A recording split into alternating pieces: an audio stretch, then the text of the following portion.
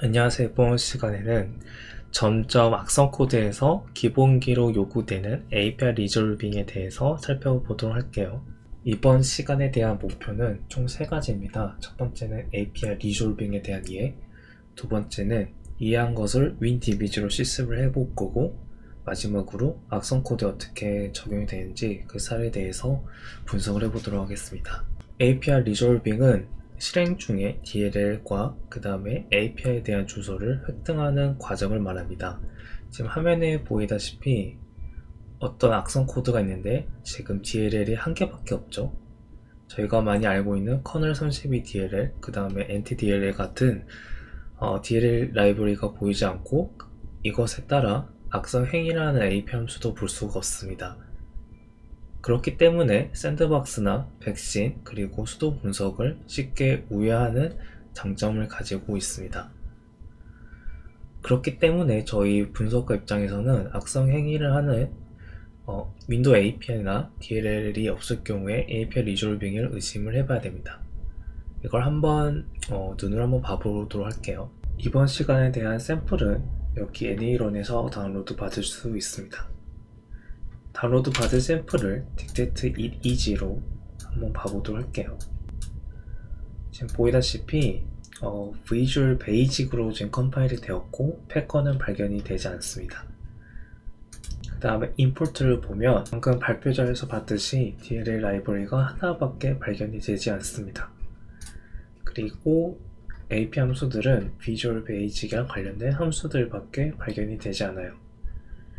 이 악성 코드를 보면 여러가지 프로세스를 실행하고 있죠. 다시 말해서 자식 프로세스를 실행하는 API 함수가 필요한데 그것을 저희는 발견을 하지 못했습니다. 그렇기 때문에 실행 중에 필요한 API 함수를 주소를 얻어서 호출한다는 것을 알 수가 있죠. 그것이 바로 API 리졸빙입니다. 지금부터 API 리졸빙 원리에 대해서 살펴보도록 할게요. 방금 저희가 살펴봤듯이 이 임포트에 발견이 되지 않더라도 프로그램이 실행이 되면 기본적으로 메모리에 로드되는 DLL들이 있습니다. 그 중에 하나가 kernel32.dll과 ntdll.dll입니다.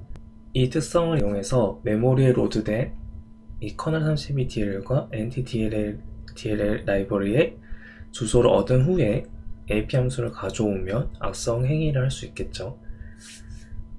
그 단계가 바로 아래에 지금 풀어져 있습니다. 근데 약간 내용이 딱딱하잖아요. 그렇기 때문에 조금 더 쉽게 봐보도록 할게요. 저희는 메모장을 실행했다고 가정을 해봅시다. 운영체제는 이 메모장에 대한 프로세스를 관리하기 위해서 실행이 되면 자동으로 PEB라는 구조체를 만들게 됩니다. 그래서 이 PEB 구조체에 notepad.exe, 즉 메모장에 대한 정보들이 다 저장이 돼요. 그 많은 정보들 중에 LDL이라는 정보가 있습니다. 이 LDR 정보는 어떤 정보를 저장하고 있냐면 PEB LDR 데이터라는 구조체에 대한 정보를 가지고 있어요. 즉 다시 말해서 여러 가지 정보를 저장하고 있습니다. 그 중에 눈에 띄는 것은 이 PEB LDR 데이터 구조체 중에 in memory order module list라는 또 다른 필드가 눈에 띕니다. 이거는 어떤 의미가 있냐면 이 메모장이 실행할 때 메모리에 로드한 모듈들의 정보를 가지고 있어요. 그 모듈이라는 것은 예를 들어서 이 DLL 등을 말합니다. 그렇기 때문에 in memory order module list라는 필드를 따라가면 저희가 원하는 NTDLL과 kernel32DLL에 대한 정보를 얻을 수 있습니다. 그 정보는 윈도우에서 정의한 LDR 데이터 테이블 엔트리라는 구조체로 저장이 되어 있습니다. 이 구조체는 여러 가지 정보를 정의해놨는데 그 중에 이제 이름도 있겠죠. kernel32.dll 같은 이름도 있고 그리고 주소도 가지고 있어요. 그리고 이것에 대한 좀 더 중요한 것은 이 kernel32.dll과 ntdll.dll이 각각 구조체로 존재를 한다는 거예요. 그리고 그 구조체가 지금 보이다시피 이렇게 연결이 되어 있습니다. 이 성질을 알아야 저희가 악성 코드 분석에서 조금 더 눈에 띄게 API 리졸빙을 발견을 할 수 있습니다. 지금까지 내용을 정리를 하면 이 메모장을 실행을 하면 PEB 구조체가 만들어지고 PEB 구조체에 대한 LDR 필드 정보를 따라가 보면 저희가 원하는 NTDLL.DLL과 커널32DLL 구조체를 발견할 수 있습니다. 그리고 거기서 저희가 원하는 거는 주소니까 그 주소 정보도 여기 안에 가져올 수 있습니다. 그걸 저희가 WinDBG로 한번 실습을 해볼 거예요. 왜 WinDBG로 하냐면 이 PEB 구조체는 일반 디버그로 볼 수는 있지만 그걸 하나하나 보기가 너무 힘들거든요. 그래서 자동으로 쉽게 보여주는 WinDBG로 실습을 하려고 합니다. 제가 사용할 WinDBG는 윈도우 10에서 사용할 수 있는 WinDBG 프리뷰를 사용할게요. 여기서 저희는 이제 악성 코드가 아니라 메모장을 실행할게요. 메모장을 실행할 때 저희는 32비트 메모장을 실행할게요. 그래서 윈도우즈 그다음에 syswow 여기서 notepad.unix를 실행을 하면 되겠죠. 그 다음에 중요한 설정이 있는데 심볼을 설정해야 됩니다. 심볼이라는 거는 이 NTDLL, 커널32.dll 등 이러한 것들에 대한 정보를 가지고 있는 것을 말해요. 다행스럽게도 이 정보는 마이크로소프트에서 서버를 제공해주기 때문에 거기서 저희는 다운로드 받으면 됩니다. 설정은 여기 심팩스 그 다음에 그 심볼을 다운로드 받을 경로를 설정을 해줘야 되는데 아직 저는 만들지 않아서 여기 C 드라이버에 만들게요. 그 다음에 여기서 엔터를 치면 아래에 보시다시피 바가 움직이면서 심볼을 다운로드 받고 있어요. 그 다음에 reload라는 명령어를 입력을 하게 되면 현재에 대한 심볼을 다시 로드하게 됩니다.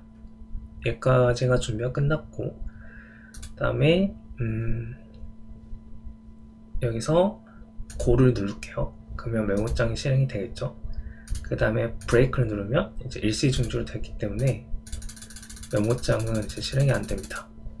이때 또 이 메모장에 관련된 심볼을 자동으로 마이크로소프트 서버에서 다운로드 받습니다. 먼저 PEB 구조체에 대한 정보는 느낌표, 그 다음에 PEB를 입력을 하면 알아서 WinDBG에서 출력을 해줍니다. 이 메모장에 대한 PEB 정보를 이렇게 풀어주는 거예요. 이때 저희는 이 각각 필드에 대한 주소도 같이 보고 싶거든요. 이때 사용하는 게 바로 그 다음 데이터, 그 다음에 테이블의 약자 DT를 사용할 겁니다. 그래서 여기서 PEB를 다시 입력을 해주게 되면 이 각각 필드에 대한 이 주소를, 시작 주소를 보여주게 돼요. 그러면 저희가 원하는 거는 이 LDR을 원하잖아요. LDR 보면 바로 C번째 위치를 하고 있네요. C번째 위치하고 그 다음에 그것에 대한 구조체는 PEB LDR 데이터라는 구조체로 저장을 하고 있어요. 그래서 이것도 DT 그 다음에 이 구조체를 이름을 복사를 해서 엔터를 치게 되면 이 구조체에 대한 정보를 이렇게 보여주게 됩니다. 그 다음에 발표자에서 봤듯이 in memory 모듈 리스트, 즉 14번째 위치한 헥사 값으로 14번째 위치한 이 값을 저희는 조회를 할 거예요. 여기는 리스트 엔트리라고 되어 있지만 저희는 발표자에서 봤듯이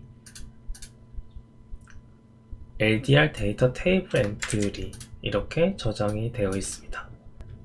LDR 데이터 테이블 엔트리라는 구조체의 정보를 가져오기 위해서 이렇게 단계를 걸쳐야 됩니다. 그걸 지금부터 해보도록 할게요. 먼저 PEB 구조체에 있는 LDR을 가지고 PEB LDR 데이터로 와볼게요. 그러면 저희는 이 LDR의 시작 주소를 구해야 되니까 여기 있네요. 0x10이다.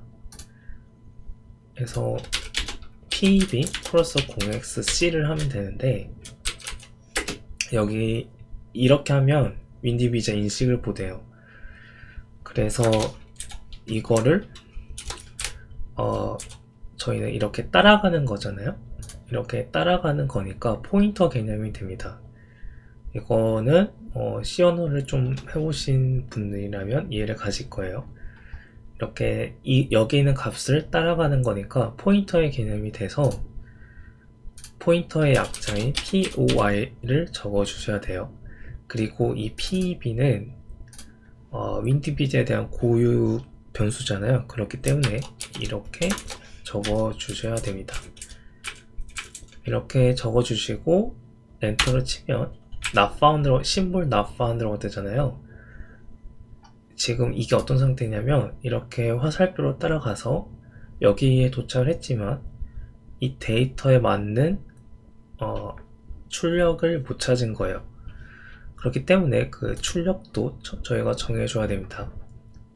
개발자 입장에서는 타입 변환이라고 하죠.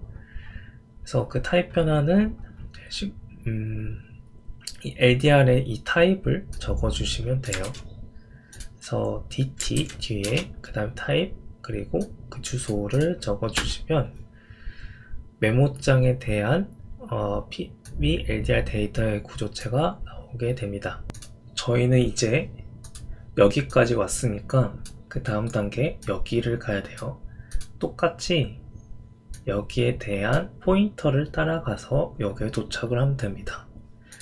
그러면 저희가 관심 있는 건 0x14겠네요. 그래서 이전 걸 불러와서 방향표를 위로 하면 이전 걸 부릅니다. 여기서 또다시 포인터를 써야겠죠. 포인터를 쓰고 그 다음에 여기에 0x14를 적고 그 다음에 데이터 타입을 적어줘야 되는데 이 데이터 타입은 발표자에서 보는 것처럼 LDR 데이터 테이블 엔트리입니다. 그래서 이거를 엔터를 치게 되면 제가 오타가 있나 보네요. 예, 엔트를 이렇게 치면 잘 나오게 됩니다.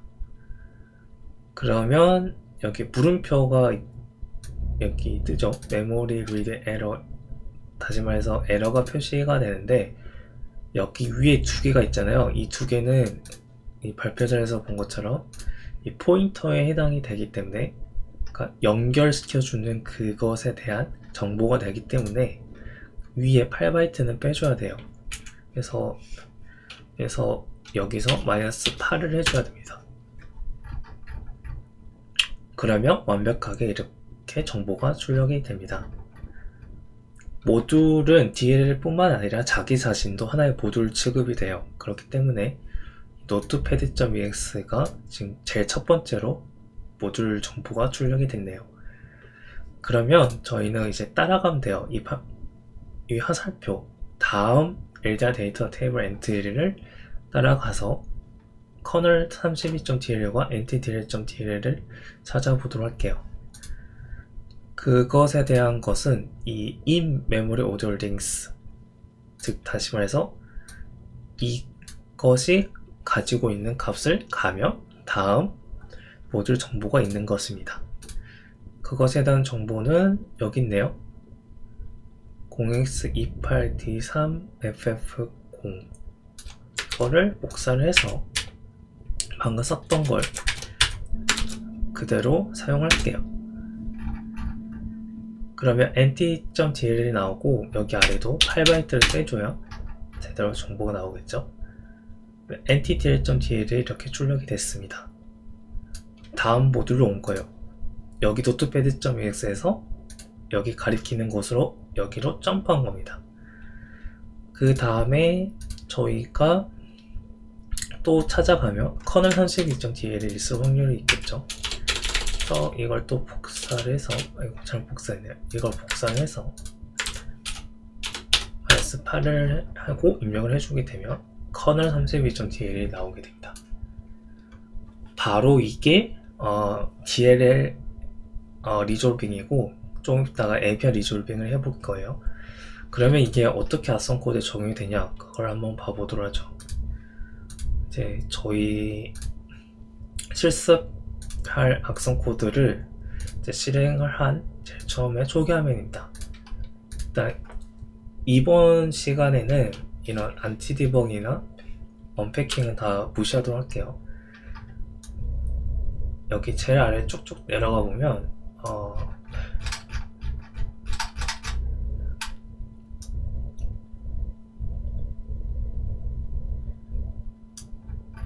네, 여기 이 부분, 거의 마지막 부분에 CMP ESI 부분이 있습니다. 여기에 브레이크 포인트 걸어서 실행을 하게 되면 여기로 넘어와서요. 이제 여기서부터 아래 보면 콜 EX가 있죠. 여기로 또 점프를 하면 F4번 눌러서 점프를 하게 되면 이 버추얼록이라는 것을 호출을 하게 되고, 그 다음에 버추얼록을 할당받을 주소에서 복호화 작업을 하게 됩니다. 그 복호화 작업이 끝나고 여기 콜 EX 보이죠? 여기로 점프를 하면 복호화된 쉘코드가 있고, 그것에 대한 쉘코드를 호출을 하게 돼요. 그래서 여기 진입을 하게 되면 실제로 악성 행위가 시작이 됩니다. 간단하게 정리하자면, 저희가 봤던 이 VBC는 알려지지 않는 방법으로 악성 행위가 숨겨져 있고, 저희는 그 악성 행위를 찾아서 넘어온 겁니다. 여기서 저희가 주의 깊게 봐야 될 거는 여기에요. 발표자에서는 소개를 하지 않았지만 PEV 구조체를 얻는 방법 중에 하나가 FS 레지스터의 30번째 위치한 것을 가져오는 것입니다. 그래서 여기가 PEV 구조체를 가져오는 거고, 그 다음에 저희 윈TV에서 실습해봤듯이 PEV 구조체의 10번째 위치한 곳은 LDR이죠. 여기가 LDR입니다. 그 다음에 이 LDR의 14번째에 떨어진 곳은 바로 인 메모리 오더 모듈 리스트입니다. 저희가 다 윈DB로 했던 거예요. 그래서 지금 패턴이 이렇게 30C14 이런 패턴이 보이면 여기는 DLL 리졸빙을 하려고 하는구나 라고 이제 의심을 해봐야 돼요. 그 다음에 아래 보면 이 루프가 있어요. 이 루프가 보이시죠? 여기를 조금 더 자세히 보시면 in memory order 모듈 리스트가 지금 EX에 저장이 되어 있는데, 그 EX가 EX에 있는 값을 EX에 저장을 하고 있어요. 이게 어떤 의미냐면, 제일 처음에 저희는 악성 코드 이름이니까 이 악성 코드의 이 메모리 모듈 리스트에 포인터를 따라가고 있는 거예요. 이해하셨죠? 그러니까 제일 처음에 만나게 되는 거는 저희가 실습에서 notepad.ex에 실습한 것처럼 ntdl.dl이 있겠죠. 그래서 여기는 이제 go next point 이렇게 할게요. 이거보다는 next memory list 이게 낫겠네요. 그 다음에 28번째 위치한 거는 저희가 실습에서 봤듯이 LDR 데이터 테이블 엔트리에서 확인하시면 됩니다. 그 값은 원래 얘가 28번째 위치해야 되는데 저가 실습한 곳이 EC라 되어 있거든요. 이유는 잘 모르겠습니다만 찾아보니까 다른 환경에서는 이 베이스 DL 네임, 즉 모듈의 네임이 28번째 위치하고 있더라고요. 그래서 이걸 진행을 여기까지 해볼게요. F4번 눌러서 진행을 하면 예상했듯이 NTDL을 가지고 있고, 지금 여기서는 악성 코드 개발자가 정의한 그 값을 가지고 비교를 하고 있어요. 그래서 그 비교가 아니라면, 즉 찾고자 하는 DLL이 아니라면 다시 이제 발표자에서 봤듯이 계속 이렇게 도는 겁니다. 회전을 하는 거예요. 그 회전을 하는 걸 이제 계속 볼 건데, 여기서는 커널 32 DLL, 저희가 메모장에 실습했듯이 커널 32.dll에 해당이 됩니다. 그리고 계속해서 진행을 하면 이 JNE가 빠져나가요. 다시 말해서 악성 코드 개발자는 커널 32.dll을 찾고 있는 거예요. 그래서 이제 이걸 넘어가서 여기서부터 또 하나의 이론이 나옵니다. 지금까지 DLL 리졸빙을 했다면 이제 DLL이 가지고 있는 윈도우 API에 대한 리졸빙을 여기서부터 진행을 하는 거예요. API 리졸빙은 생각보다 많이 복잡하기 때문에 이론적인 것만 한번 살펴보도록 할게요. 먼저 DLL이 가지고 있는 API 함수는 이 export 테이블이라는 곳에 저장이 되어 있습니다. 저희가 알고 있는 create 프로세스 같은 것도 여기 export 테이블에 전부 다 저장이 되어 있어요. 그렇기 때문에 개발자 입장에서는 export 테이블을 구하는 과정을 개발할 겁니다. 근데 저희는 반대로 이 구하는 과정을 분석을 해야 되죠. 정리를 하면 이 export 테이블을 구하는 과정은 이 PE 포맷에 대한 전체적인 구조를 알아야 구할 수 있습니다. 그렇기 때문에 DLL 리졸빙하고 반대로 많이 복잡합니다. 그래서 잠깐만 살펴볼게요. 먼저 이 커널 32.dll syswow 64e는 32비트 커널 32.dll을 지금 PE베어에 열어둔 상태예요. 그 다음에 export 테이블은 이 exports에 있습니다. 그래서 이걸 지금 구해야 되잖아요. 그 구하는 과정은 먼저 도스 헤더의 끝, 여기 이 LF의 new라고 불리는 주소 있죠? 여기로 가서 이 값을 가져옵니다. 그게 여기서 해당이 돼요. 여기 3C 보이죠? 3C. 그 3C가 여기 3C에 해당이 돼요. 이해하셨죠? 그 다음에 이걸 따라가면 바로 이 옵션, 여기 엔티헤더의 시작 주소가 나오거든요. 엔티헤더는 제일 처음에 파일 헤더로 되어 있기 때문에 여기는 파일 헤더에 나옵니다. 그래서 이 주소를 가져와서 그곳으로 이동을 한 다음에 그 다음에 78번을 가져오죠. 이 78번은 어떤 의미냐면 이 엔티헤더에 78번째 위치한 값을 가져오는 겁니다. 그 값은 뭐냐면 이 export 디렉토리라는 값이에요. 이게 어떤 의미냐면 이 exports에 대한 주소를 가지고 있어요.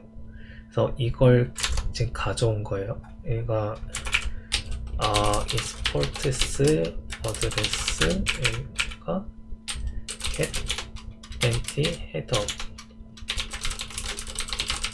이렇게 된 거예요. 그래서 이 가서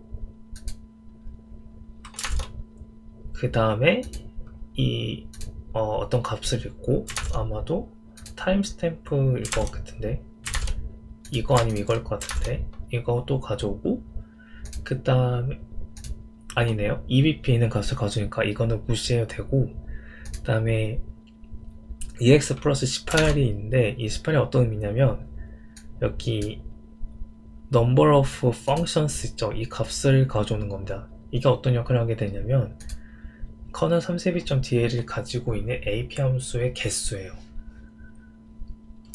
즉 개발자가 찾고자 하는 API 함수를 찾을 때까지 여기는 643개니까 643번을 도는 거예요. 그 반복문의 개수를 구하기 위해서 여기서 개수를 가지고 있는 겁니다. 한번 이제 실습해 보도록 할까요? 계속 F8번 눌러서 따라가 보면 이제 여기 P가 나오죠. P가 나오고, P가 나왔다는 소리는 지금 P 구조체를 읽었다는 소리예요. 그 다음에 여기 있는 거 가져와서 엔테이더 주소 가져오고, 여기서 엔테이더 가져오고, 그 다음에 여기서 익스포트 어드레스를 가져온 거예요. 그 다음에 이 값이 바로 number of functions니까 643개가 ECX 레지스터에 저장이 되겠네요. 그러면 여기 ECX 레지스터 값을 봐보면 643개입니다. 그래서 이것도 여기 위에 있는 패턴이 있으니까 그 패턴을 눈에 익히셔서 분석할 때 유용했으면 좋을 것 같아요. 그 다음에 여기서 이제 스냅샷을 찍으신 다음에 F7번으로 진입을 해야 돼요. 난독화가 있어서 그냥 진행하면 꺼져 버리더라고요. 그래서 여기 진행을 하면 이제 루프문을 돌 겁니다. 일단 저도 스냅샷을 찍을게요. 루프문을 돌아서 악성코드 개발자가 원하는 API 함수 주소를 가져올 거예요. 다행스럽게도 여기서는 한 개밖에 안 가져오더라고요. 그래서 그래프 모드로 간 다음에 G를 누르면 그래프 모드로 갑니다. 그래프 모드로 이동을 한 다음에 이걸 전부 다 지금 분석을 하기에는 너무 어려워요. 저는 직접 해봤는데 시간도 아까우니까 간단히 말씀드리면 이 지금 루프가 돌잖아요. 지금 보시면 이 루프가 어디서 오냐,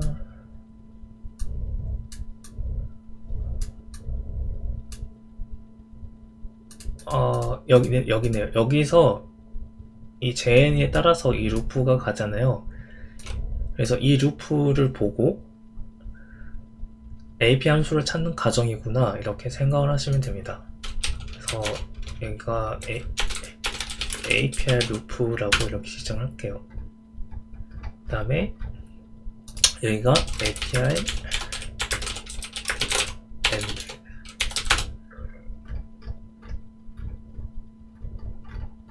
그렇게 되면 여기에 브레이크 포인트를 걸어서 이동을 하게 되면 이 루프를 빠져나오고 구하는 API 함수 주소들이 저장된 주소가 있을 거예요.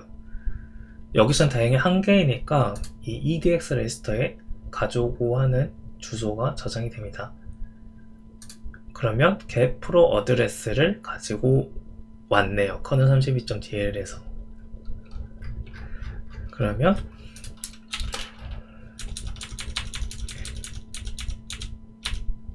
여기까지가 get pro 어드레스를 가져온 거예요.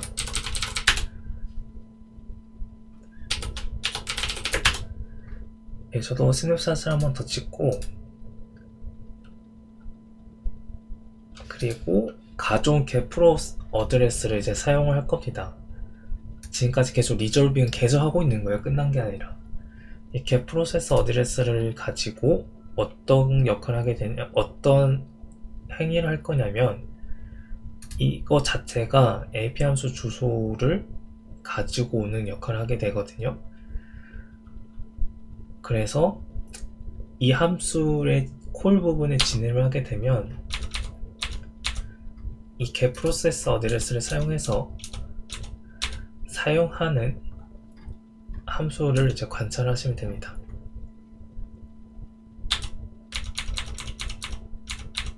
계속 진입을 하면 이 콜 ESI는 get 프로세스 어드레스죠. 즉 전에 루프문에서 가졌던 get 프로세스 어드레스를 여기서 사용하고 있는 건데, 자세히 위를 살펴보시면 EX 로드 라이브러리 주소를 지금 가져오려고 하고 있네요. 스택도 보면 스택의 두 번째 인자가 EX 레지스터에 해당이 되네요. 그래서 이 부분에 브레이크 포인트를 걸어서 계속 실행하면 어떤 악성 행위를 하기 위한 API 주소를 가져오는지 확인할 수 있겠죠. 한번 누르면 제일 처음에 로드 라이벌이었고, 그 다음에 실행하면 지금 란도카를 저희가 해제를 안 했기 때문에 지금 꺼진 겁니다. 그렇기 때문에 스냅샷을 돌아갈게요.